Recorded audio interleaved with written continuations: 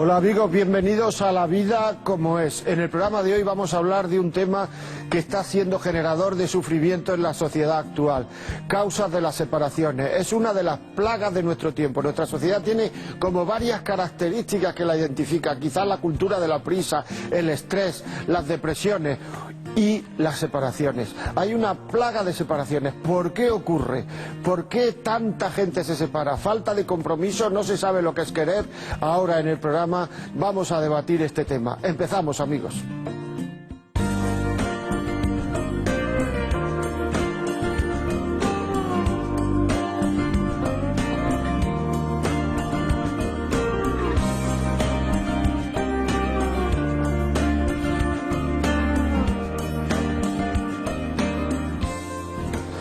Y para hablar de este tema, que yo creo que les va a interesar a todos ustedes, tengo conmigo, como siempre, a Nicole. Nicole, ¿qué tal? Muy bien, José María. Gracias. Estupendamente. Y los invitados de hoy son Amaya Azcona. ¿Qué tal, Amaya? Muy bien.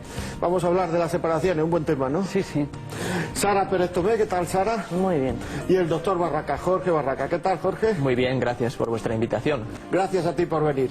Pues, por donde quiera empezamos. ¿Por qué se separa la gente? ¿Quién toma el...? Vamos a ver, que no haga el doctor una... El hombre. ¿Cuál es su percepción? Que usted seguro que tiene muchas consultas. Bueno, yo, cuando uno mira las encuestas de por qué se separa la gente, siempre se encuentran cosas parecidas. Se mencionan temas de infidelidad, de dificultades en la convivencia, en algunos casos malos tratos, alcoholismo, que naturalmente complican la existencia y hacen que la gente se separe. Sin embargo, esto sigue siendo solo quizá lo aparente o el resultado de otras cosas. Desde mi punto de vista, lo que lleva a posibles infidelidades, a faltas de respeto, muestras de falta de cariño en la pareja, tienen que irse, para explicarlas, más atrás. Quizás a desconocimiento sobre las realidades de la convivencia, creo yo que es uno de los temas fundamentales, seguro que lo tratamos.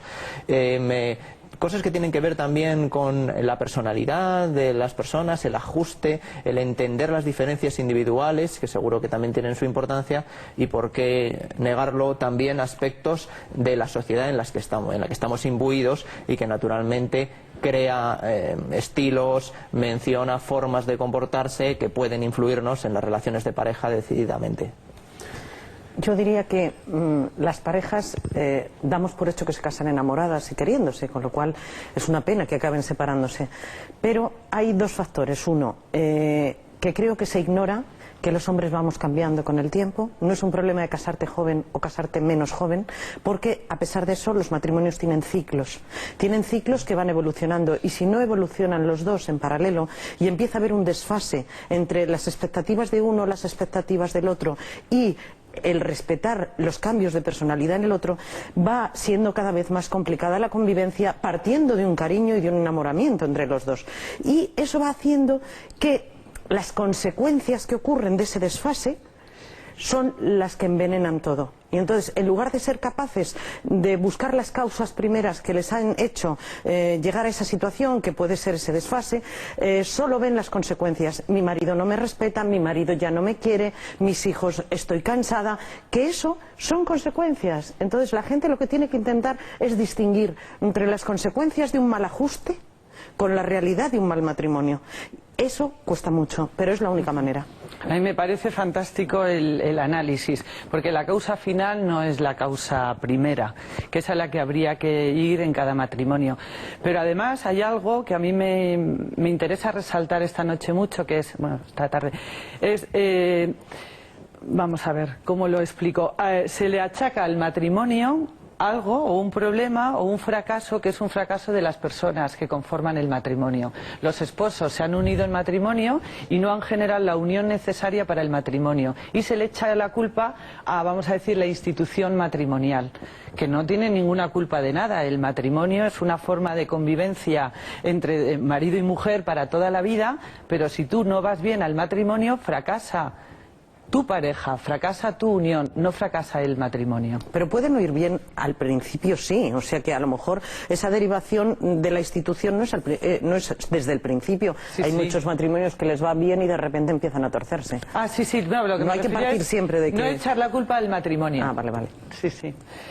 Pues José María, yo creo que también hay una gran pregunta que ¿por qué hoy en día el hombre y la mujer en general pues no perseveran en lo que han comenzado? O sea, que es como una raíz de muchas cosas que vemos en la sociedad, como una flojera, ¿no?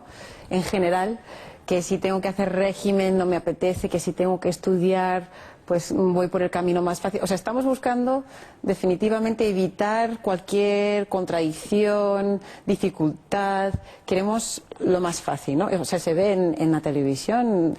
Si quieres adelgazar más rápidamente, te compras un aparato que te hace ya moverte los músculos, sola.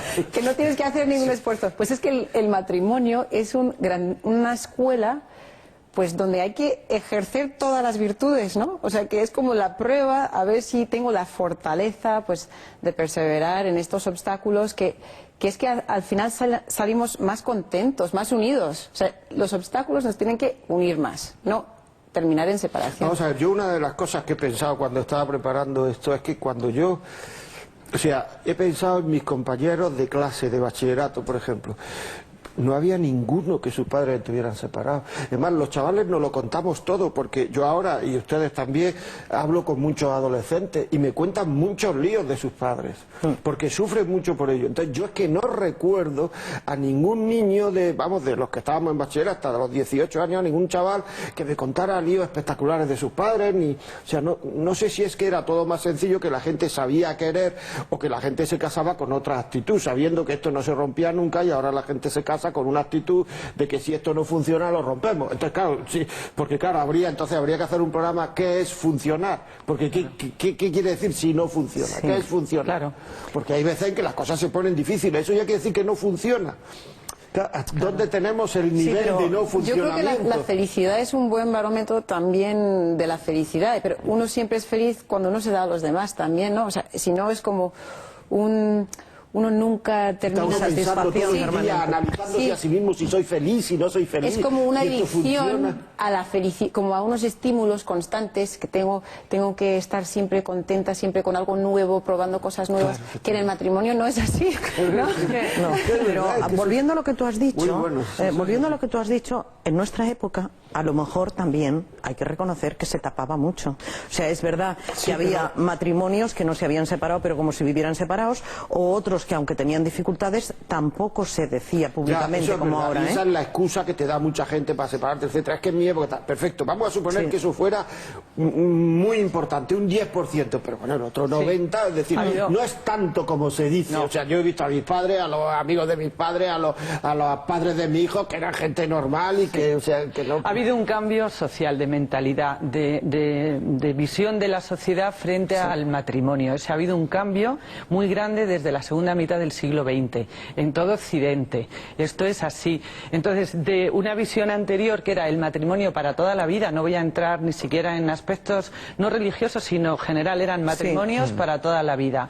Se concebía un matrimonio donde podía haber problemas y estos problemas se podían ir resolviendo, había crisis a lo largo de las etapas del matrimonio, a un concepto que viene además sí traído por una ideología muy concreta de un feminismo y cada vez más radical, que considera que el divorcio es la forma de liberar a la mujer de una opresión, una esclavitud. Sí, y surge de ahí, y a partir de ahí pues todo lo que venga en facilitar a la mujer que rompa su matrimonio, como romper esa esclavitud, se le ayudará, y esto se ha generalizado y al primer problema que se encuentran las personas se considera que no debe haber ningún problema en el matrimonio, que es una visión errónea. Sí, lo que decía Nicole, no es así. Que a salir del matrimonio, por ahí lo veo yo. Amaya, esta visión del matrimonio que hablas que se ha cambiado, yo creo que desgraciadamente la televisión tiene mucho que ver con esta visión de lo que era el matrimonio. O si uno piensa en los prototipos de series, ¿no? Antes era pues la mujer, el hombre, los hijos, una familia feliz, y se hacían series de televisión en este estilo y nos encantaban esas series, yo me acuerdo de pequeña, y de repente se han ido cambiando pues unos prototipos de familia que nos han querido meter como unos mensajes de que ahora hay nuevas formas de familias o que bueno, yo voy a buscar mi felicidad. Entonces, de verdad que en la televisión, como todos vemos la televisión hoy en día, eso nos ha cambiado la imagen desgraciadamente. Sí, siendo completamente verdad, creo que lo que decía Nicole, también hay que mencionar que la idea que sigue teniendo la gente es que las rupturas de la pareja acarrean un sufrimiento enorme para los miembros. Nadie se lo toma con tanta frivolidad como se supone que puede aparecer en un programa de televisión, y por supuesto para los hijos. Y además es que si pasa eso mucho, no se aprende a tolerar tantas otras cosas de la vida, tantas otras dificultades. No se puede construir nada a largo plazo, claro, porque efectivamente en cuanto surge el primer inconveniente ya lo queremos desechar, ¿no? Nos lo quitamos de encima. Así que, siendo verdad toda esa influencia del ambiente social, yo creo que aún prevalece en la idea de la gente, de lo que veían también en sus padres, ¿no? Y en otras personas de la familia, que la pareja unida que más se mantiene durante el tiempo supone mucha más felicidad, mucho más bienestar a la larga para las personas. Y estabilidad social, o sea que y muchas ventajas, por supuesto. Sí. Mira, que la ley del divorcio de hace 23, 25 años en España ya rompe con el modelo. O sea, ya no hay que esperar a las series de televisión. En ese momento ya la ley del divorcio empieza a romper el modelo establecido secularmente en Europa, no solo en España. ¿Qué ocurre? Que eso hace que la gente además confunda lo legal con lo moral, con lo cual ahí ya sí que no se sabe claramente. Explica eso, ¿qué quiere decir? ¿Qué quiere decir? Que no todas las cosas que el Estado legaliza a lo mejor es un bien moral para las personas, ni para la sociedad. Entonces, que sea legal no te obliga a que tú lo aceptes como la solución y futuro de tu vida. Es verdad que todos tenemos que movernos en el margen de la legalidad, y efectivamente si un matrimonio se separa cree que así soluciona legalmente sus problemas, pero es que moralmente no se le solucionan, y además se le complica la vida infinitud.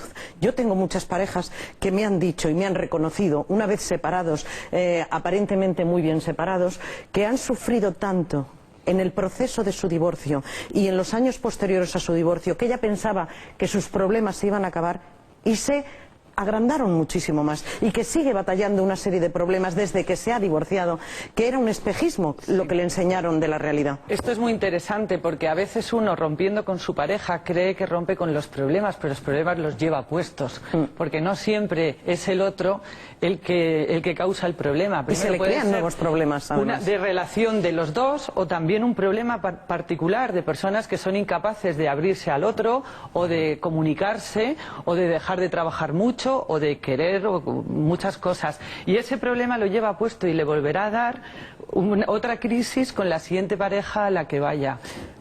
Amaya, porque muchas veces los defectos que vemos en los demás, si uno tiene un espíritu crítico, pues son precisamente los defectos que nosotros tenemos, que los identificamos rápidamente. O sea, que por mucho que uno se separe, si uno es el que tiene el problema, pues esos problemas uno se los traslada a otro lugar.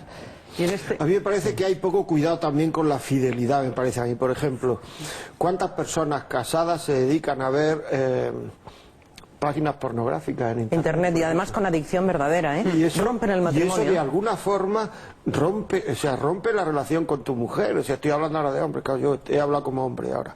Es decir, pero eso de alguna forma hace que tu mujer te guste menos, es decir, eso es la infidelidad emocional. Si yo pudiera... Bueno, pues ahí ya, si yo pudiera no lo hace entonces porque no puedes, no porque quieres ser fiel. Digamos, el deseo de casarse y seguir viviendo como antes. A mí eso... Puede tener hijos y seguir queriendo vivir exactamente igual, y no asumiendo los cambios y las situaciones nuevas que va a llevar eso para la pareja. De hecho, es una de las cosas que desde mi punto de vista, cuando se casa la gente, no conoce o no tiene un punto de vista realista, es que el matrimonio va a pasar por fases y que no van a estar igual antes del nacimiento de los hijos, cuando son pequeños, cuando vayan al colegio, cuando luego sean adolescentes. Las tensiones que eso va a suponer para la relación de pareja. Creo que sería muy conveniente que se aprendiese de todo eso, igual que eso pasa mucho en los matrimonios jóvenes. Tienen una discusión y la primera o de las primeras y se quedan descolocados, no saben hasta qué punto es normal eso. O es muy grave, piensan que es muy grave. Exacto, la primera la intensidad es eso, y hay que ayudarles en ese sentido, orientarles, normalizar eso, poner en su justa medida, y etcétera, etcétera. Y además, como tú comentabas, Amaya, yo estoy muy de acuerdo desde el punto de vista psicológico de que el problema es que cuando uno enseguida se separa de la otra persona, incluso durante las fases de noviazgo, quiero decir, no comprende qué problemas puede tener él que van a suponer inconvenientes uno y después y después y después. Y por eso creo que tiene mucho sentido abogar por la intervención de otras personas, ya sean terapeutas de familia o quienes quiera que puedan orientar a una pareja, para que sepan cómo resolver sus problemas y entonces aprendan que muchas de las cosas que luego se complican y que llevan a una convivencia imposible se podían haber corregido lo que desde está el diciendo principio. es que gente que se casa debería de ir antes a algún asesor familiar, etcétera. Bueno, antes de que se separen, desde luego. Sí. Y antes de que se casen, yo también pienso que y antes de que se casen, podría orientarse. Yo creo que muchas veces los cursos prematrimoniales que se imparte en las diócesis podrían tener, algunos ya lo tienen, claro, componentes en los que se hablase de qué va a pasar a lo largo del tiempo en la relación de pareja. Y entonces les ayudarían. Sí, pero olvidaros, la mayoría de la gente también se casa por lo civil y ahí no hay cursos prematrimoniales que valgan. En esos casos... O sea, la Iglesia es la única que vela un poquito por esta situación, pero la gente que se casa solo por lo civil no recibe nada, ¿eh? Pero ahí estoy de acuerdo, debería darse una formación que puede ser ya, ni siquiera quizá muy reglada, incluso en las familias. Antes se formaba más de cara al matrimonio, uno sabía qué podía esperar, qué cosas ocurrían. Las madres hablaban con las hijas, se veían las familias, se sabía un poco por dónde podían venir las crisis.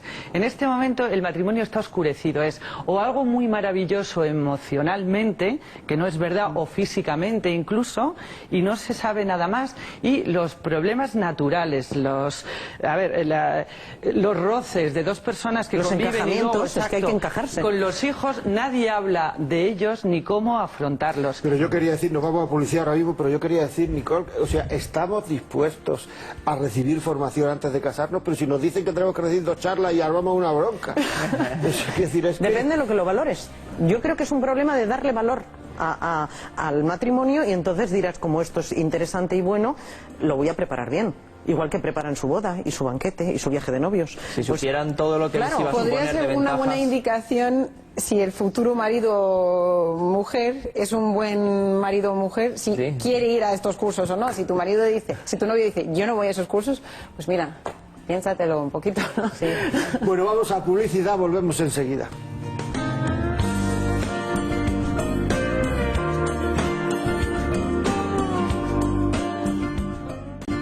Continuamos aquí hablando de las causas de las separaciones, Nicole, y yo te había quitado la palabra. Pues quería continuar un poco lo que ha comentado Jorge antes de buscar terapias, buscar soluciones si uno ve que algo va pasando mal.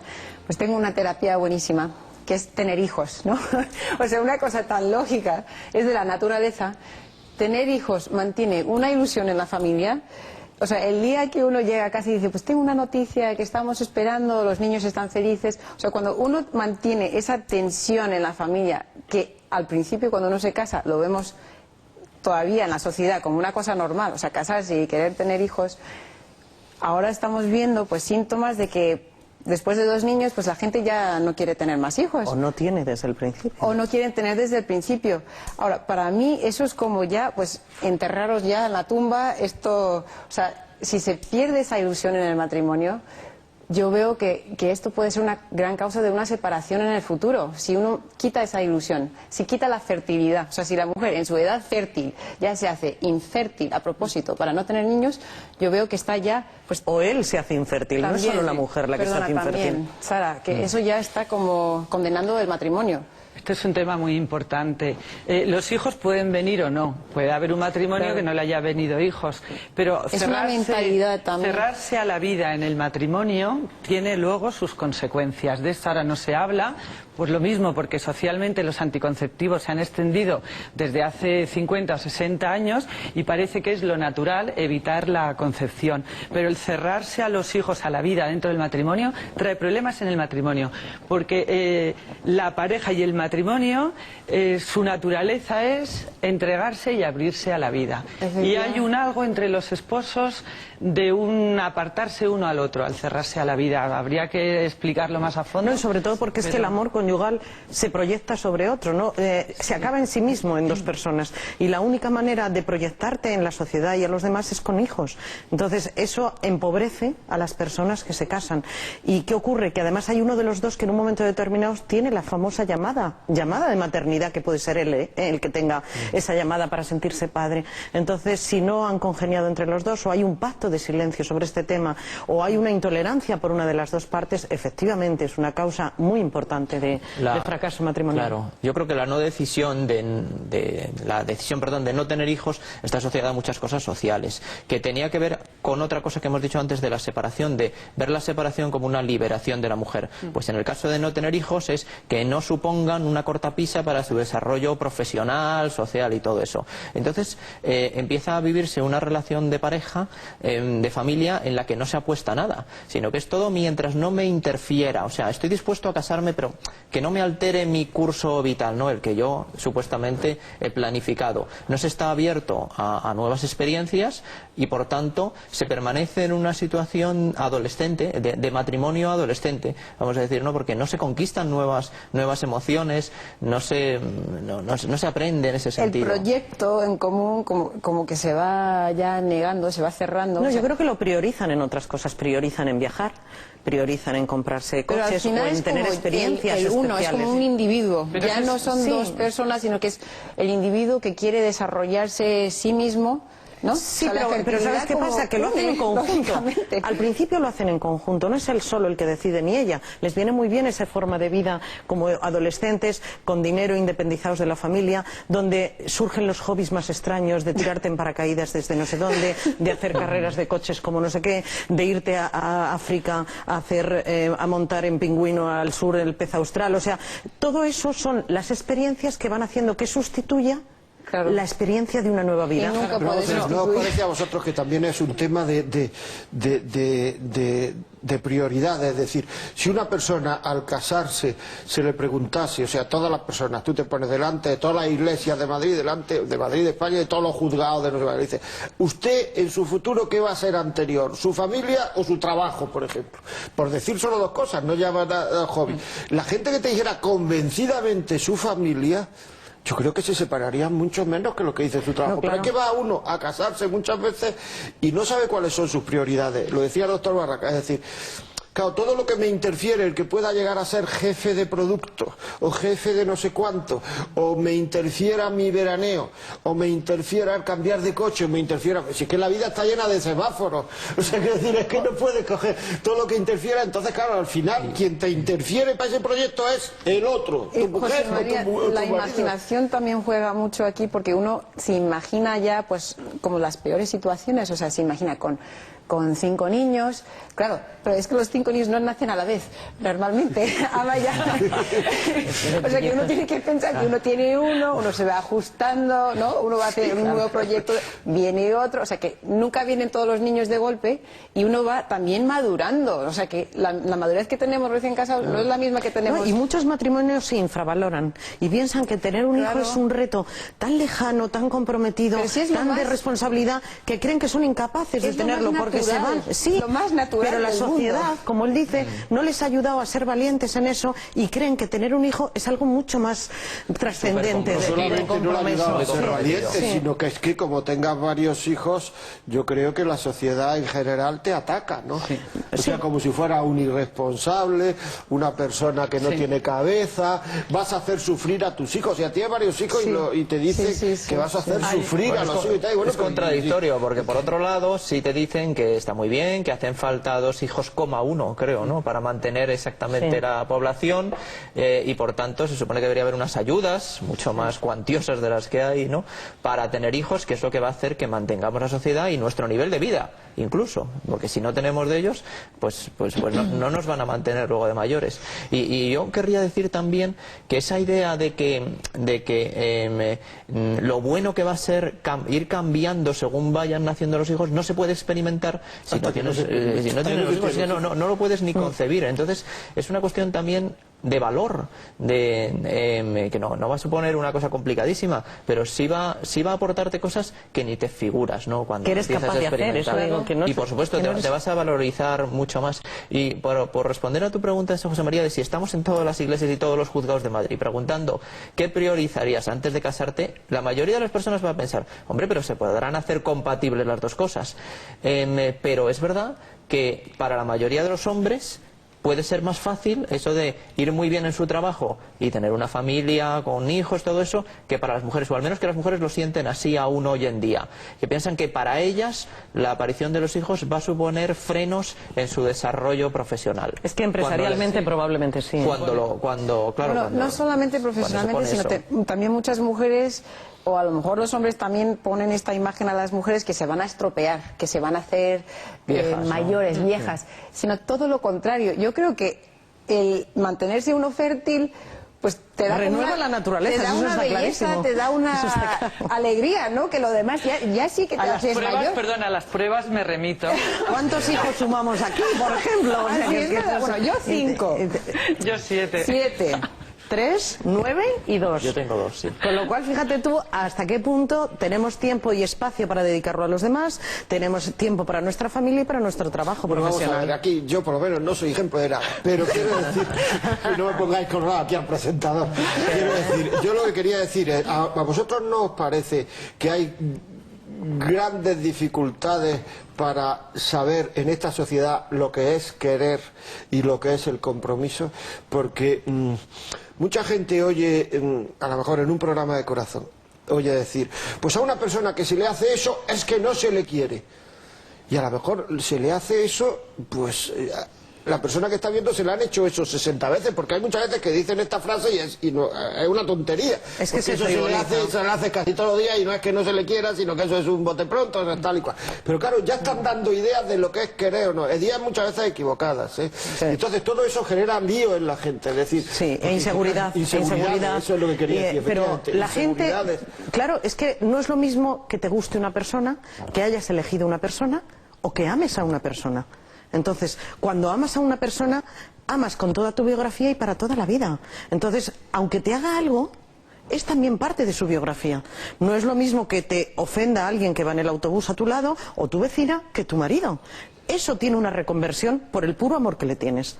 Entonces, hay que conocer. Se trabaja eso en las terapias hoy en día de pareja. Uno de los aspectos fundamentales tiene que ver con, es que me ha tratado así y me he sentido fatal, y hay que ver qué falta de respeto, qué falta de cariño, y lo que el terapeuta tiene que hacer también es entender tanto al uno como al otro, por supuesto, en equilibrio, es por qué esa persona ha actuado así, o sea, y cómo lo aceptas, ¿no? Cómo lo entiendes. Más que aceptarlo estrictamente, tienes que comprender que esa muestra, por ejemplo, en un momento dado de falta de educación, a lo mejor se explica muy bien considerando toda su vida y todas sus circunstancias. Y en vez de sentirlo como algo que es un ataque hacia ti, lo comprendes como algo que es lógico, dada la evolución de esa persona, te ayuda mucho a no sentir tanto dolor.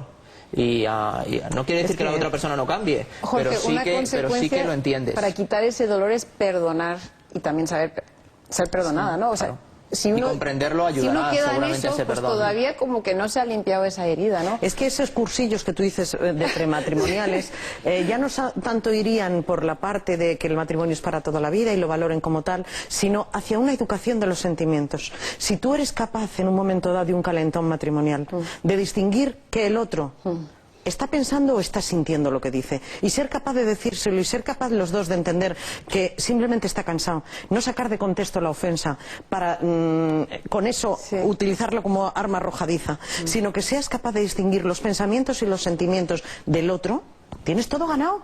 Pero es que no sabemos distinguir y pensamos que es idílico el matrimonio y que cuando pase algo, él va contra ti.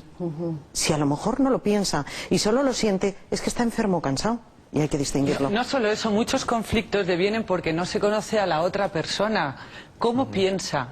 ¿Qué cree de la vida? ¿Qué educación ha tenido? ¿Qué le hace sufrir? ¿Cuáles son sus debilidades? Claro. Y actuaciones de la otra persona que uno las puede vivir como ofensas no salen del otro como una ofensa. Entonces primero hay que entender, después podrás perdonar o no, pero es que muchas veces ni siquiera es necesario llegar a perdonar porque no ha habido una ofensa. Tú conoces que el otro es distinto y lo quieres en esa diferencia, y ahí sí que hay que educar en los mucho sentimientos. a las personas, no solo en los sentimientos. El periodo previo de conocimiento, verdad de la pareja Sí. es fundamental para Sí. eso, ¿no? Porque tú tienes que ver cuáles son las reacciones de esa persona, cuál es su forma de comportarse habitual, cómo ha sido educado en su familia, tratado. ¿Qué modelo ha tenido de sus padres? Y entramos en las familias políticas. Claro, O sea, ahí yo quería este es el entrar. tema. Hay muchas veces que las cuestiones, es decir, antes hemos preguntado, ¿cuál es la prioridad? Familia, trabajo. Perfecto, ahí queda esa pregunta. Pero yo ahora digo, es que muchas veces la familia política, las familias, las suegras, las madres, están dando consejos erróneos. O sea, que decir, a mí mucha gente me dice que en las cuestiones de trabajo, por ejemplo, tú a un hijo o a una hija le dices, mira, hay que aguantar hasta donde se llegue, así están las cosas, tal, y a lo mejor pues se le está faltando respeto, a lo mejor está perdiendo la salud, a lo mejor yo qué sé, o sea, situaciones difíciles y lo que le estás diciendo es sé fuerte, aguanta, etcétera. Pero en cambio, ante cualquier situación, es que mi marido me ha dicho no sé cuánto y tal, la mismísima madre le está diciendo, pues yo no se lo aguantaría. Sí.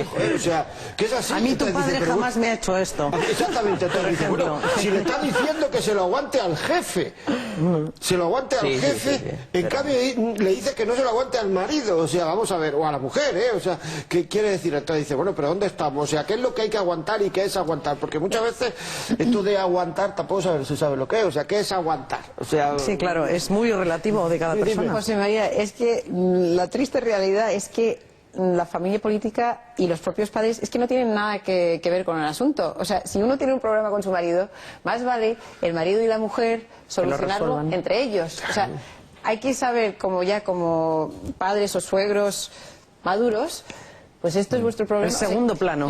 Yo creo que hace más daño a ese matrimonio que ellos se metan a dejarle, bueno, por supuesto, rezar por ellos, facilitar lo que se pueda, pero no meterse en el problema. sí, pero no solamente los suegros, sino las cuñadas, las hermanas, toda esa corriente de opinión que además te dice siempre lo que para ti sería más fácil, más cómodo a corto plazo. Es el consejo que se te da siempre. Aparte de que la familia política es arte y parte en el asunto, entonces Claro. difícilmente te va a poder aconsejar porque es que está su hijo por medio o su hija por medio. Entonces eso en cualquier situación de la vida, si eres arte y parte te dicen que no es válido. Con lo cual el padre político o madre política debe decir, con todo lo que te quiero, déjame que me mantenga en segundo plano apoyándose a los dos. Es que los trapos sucios se tienen que lavar en casa. A mí me encanta ese refrán porque es verdad. O sea, luego no hay que ir ventilando los trapos por ahí. Yo añadiría que un consejo, y además se lo voy a dirigir a los hombres sobre todo, cuando se acaban de casar, es que la prioridad a partir de ese momento tiene que ser su propia familia, la que acaba de fundar. Cuando los hombres, su mujer, claro, la familia que acaba de fundar, ¿no? Porque cuando quieren hacer compatible el ir a casa de su madre y de su padre, el tener contacto con sus hermanos y esos consejos, y a la vez su vida matrimonial, es fácil que eso empiece a resquebrajarse. Porque, y no se entiende, claro, quiere hacerse compatible, pero muchas veces hay contradicciones, el mismo tiempo que se dedica a lo uno y a lo otro. Y hay que dejar, yo he visto en la consulta muchos conflictos por esto y le aconsejo, mira, date cuenta que ahora la prioridad, lo más importante, lo fundamental en tu vida es esto, no que tengas que cuidar todo el tiempo o atender a lo que dice tu madre y todo eso. Si se puede, naturalmente, pues bien. Hay en Swahili, oí una vez que la traducción de la palabra suegra es espina clavada en el pie. ¡Qué horror! Lo cual quiere decir que en muchas culturas, yo afortunadamente esto lo digo teóricamente porque mi suegra es maravillosa y me cuida maravillosamente, ¿no? Pero eso quiere decir que en muchas culturas ya se ve que la familia política está interfiriendo muchas veces en la relación de pareja que se crea. Pero depende de los que se han casado o no de los suegros, ¿eh? Claro. Y por supuesto, por eso digo que el consejo es hacia en este caso, el matrimonio, y hacia el hombre en particular, para que sepa decir, bueno, yo quiero muchísimo a mis padres, ¿cómo no les voy a querer? Amo a mis hermanos y todo eso, pero ahora mi principio es este, lo fundamental, la prioridad es esta, ¿no? La frase bíblica de dejarás a tu padre y a tu madre, te unirás a tu mujer y los dos seréis una sola carne, tiene una sabiduría que en una frase dice todo eso. O sea, dos maduros, adultos, que han superado, han roto el cordón con sus familias de origen, los abandonan, que se unen y que se unen profundamente, que eso es ser una sola carne, una unión de todo, es una unión afectiva, es psicológica, es Sí, y además es una frase que no viene de la Segunda Guerra Mundial. mundial, sino de 21 siglos atrás o más. Con lo cual somos bastante iguales en el largo del tiempo. Para todo hombre en cualquier momento, en todo tiempo. Pero refleja muy bien esto. Eso es lo que debería llevar a los novios. El casado casa quiere, que quiere decir que es otro entorno, otras circunstancias y por supuesto en este caso también la familia de origen, los padres, por mucho que quieran a su hijo deben entender, como decías muy bien Nicole, ¿no? que ellos tienen que arreglarse, que tienen que aprender, no tienes que inmiscuirte, aunque sea con buena voluntad. Si nos parece a publicidad, volvemos en un minuto.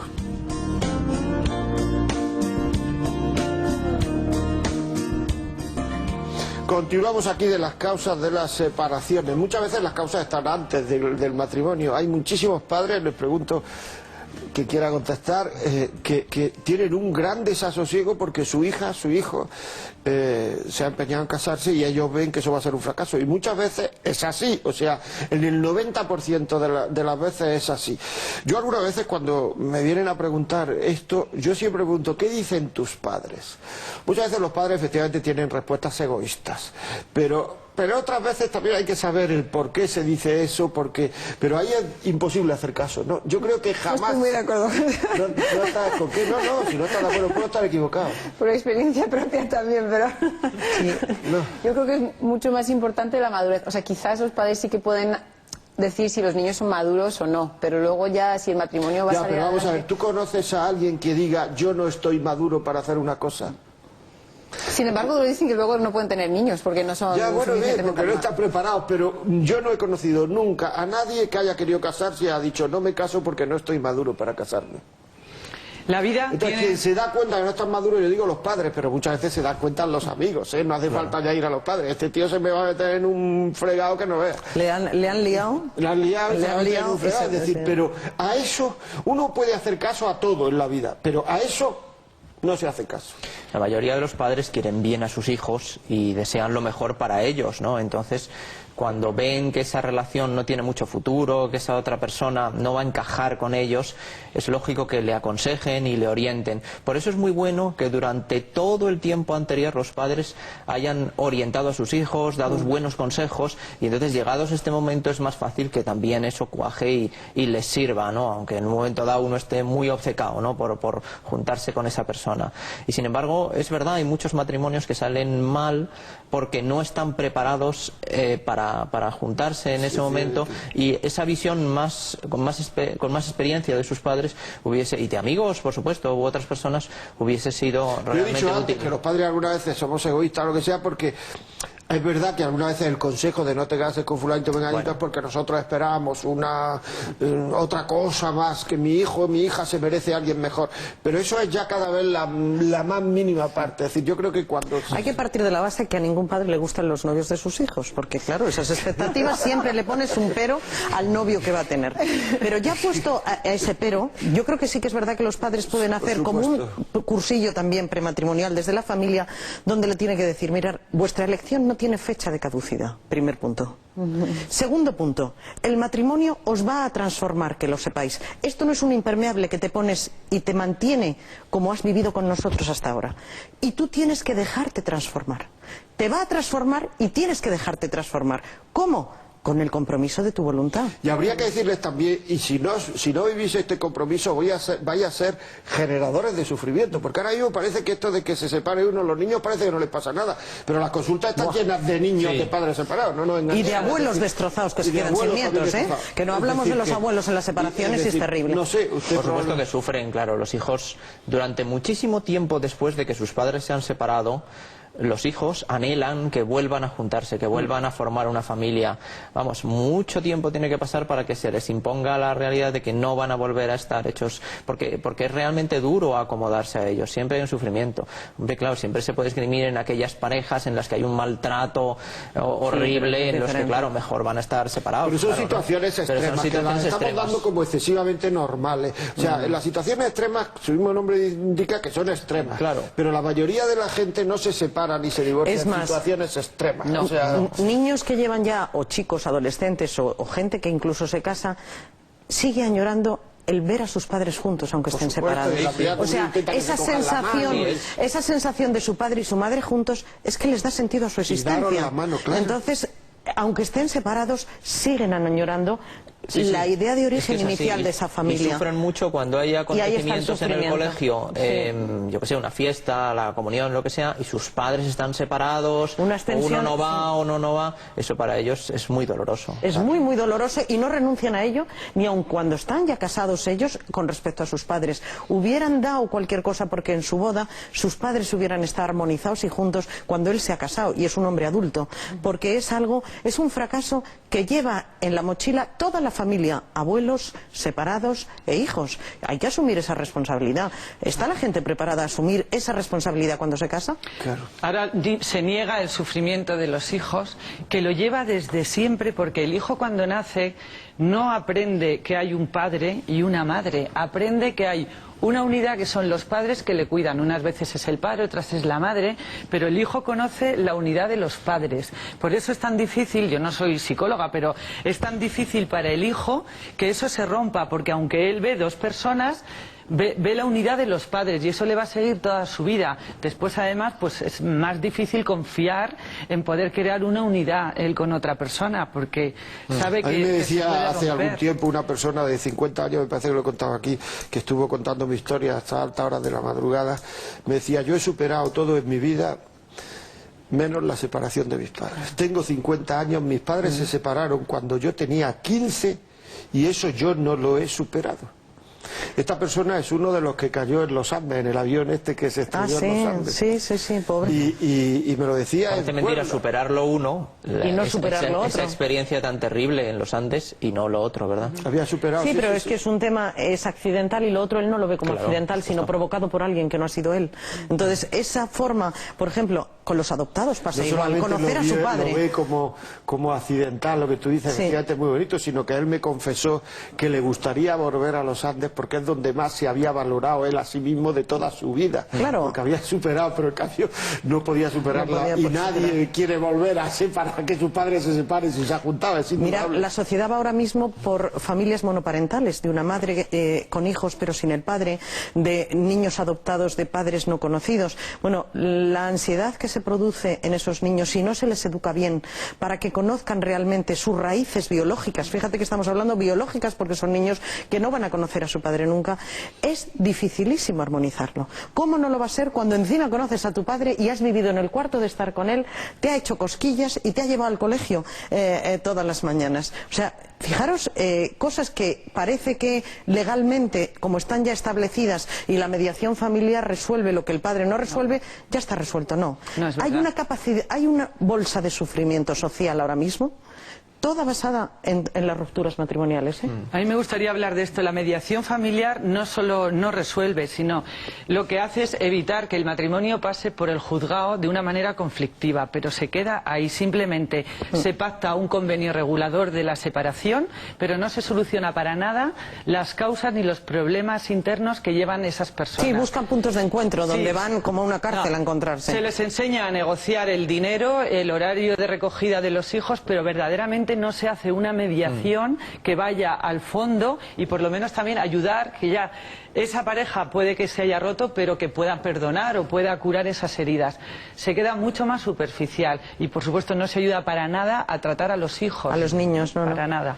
Volviendo un poco a las causas de las separaciones, y como hemos dicho antes que estamos hablando de cosas trágicas que no es lo más frecuente, en el Tribunal de la Rota en Washington D.C.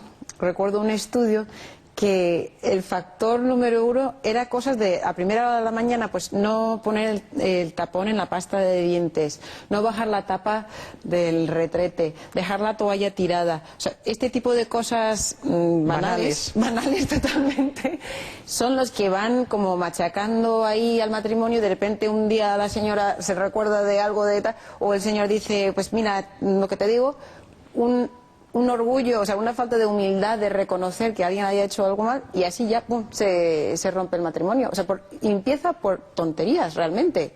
O sea, en la mayoría de los casos. Yo perdona, pienso que siempre hay una causa más fuerte de fondo, que es hay un fallo en la unión de esas personas. La comunicación de esas dos personas. Hay siempre una clave más profunda, que esas personas no han llegado a conectar. Después, claro, si tú no conectas, al fondo es un compañero de piso.